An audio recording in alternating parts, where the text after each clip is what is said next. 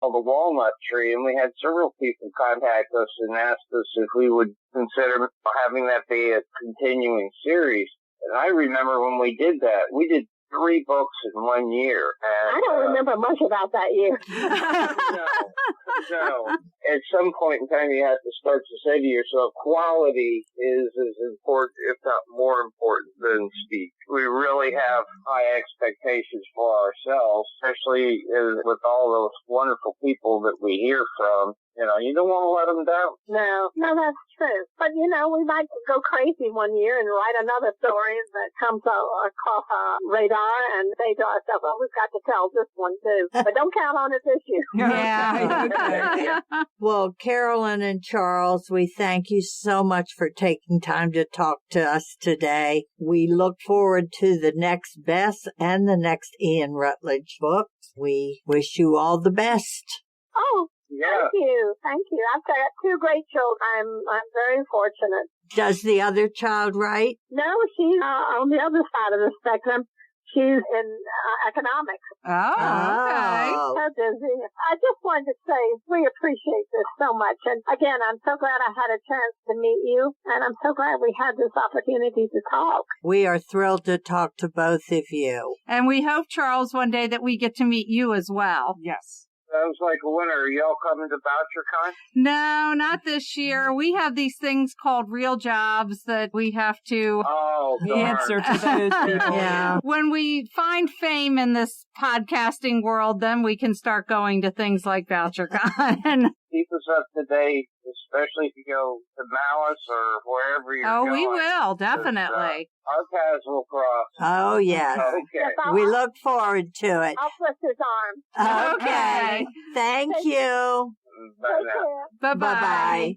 Bye-bye. Charles and Carolyn were wonderful. I can't agree more. Of course, we got to meet Carolyn at Malice Domestic, and that was such a thrill. I have enjoyed reading the Ian Rutledge and Bess Crawford books for years, so it was such a thrill to get to hear her channel those main characters at Malice Domestic, and then to get to have them on the show has been amazing. Was just a thrill. What I found in reading their books is they write so well. It's almost lyrical, and they can really put you right in that time frame of World War I or just after World War I. And you get the feeling of being there with these characters and that almost emotional state of being in that time frame. Absolutely. I was explaining to my husband, does not read mystery books, that they write as a team, and he was asking, how is that possible? How can 2 people have one voice? And I said, I don't know how they do it, but they do it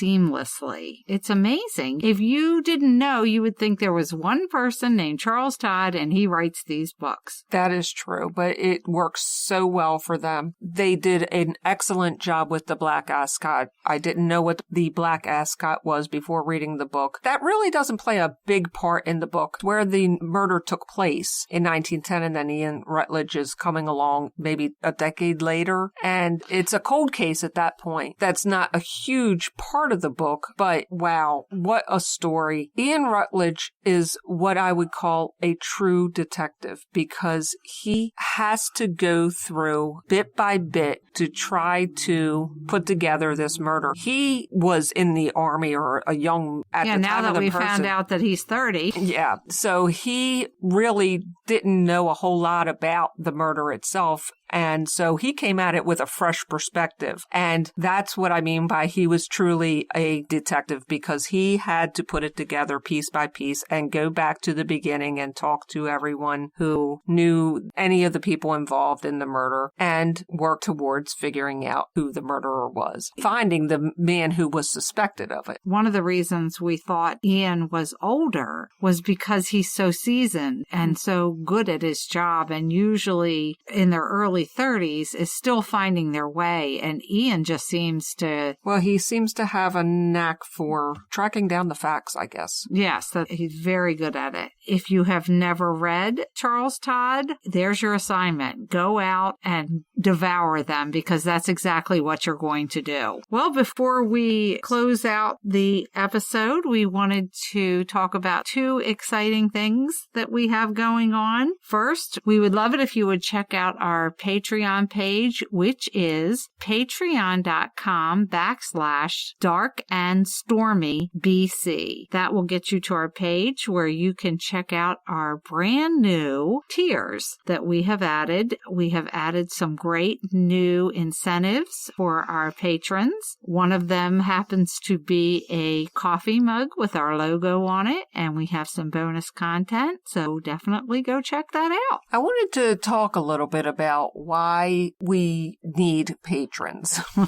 We have inadvertently found out that some of you might be under the misapprehension that the ads that run on our podcast are our ads. Full disclosure, we do get a teeny tiny portion. Minuscule. Yes.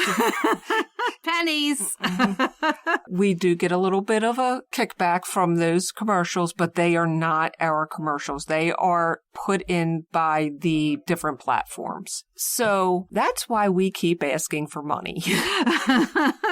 We're not comfortable with doing that. You know what? We would love to be able to give you guys extra content and special incentives and be able to go out and meet everyone at the different festivals. And we just, unfortunately, need some money to go and do that. And also to buy new equipment. We would love to have really good quality sound for you. And stop having to sit under a blanket to record. Yeah, that would be nice. Just to let you know, we enjoy doing this so much. This has really become a passion for us. I'm getting punchy now. Yeah.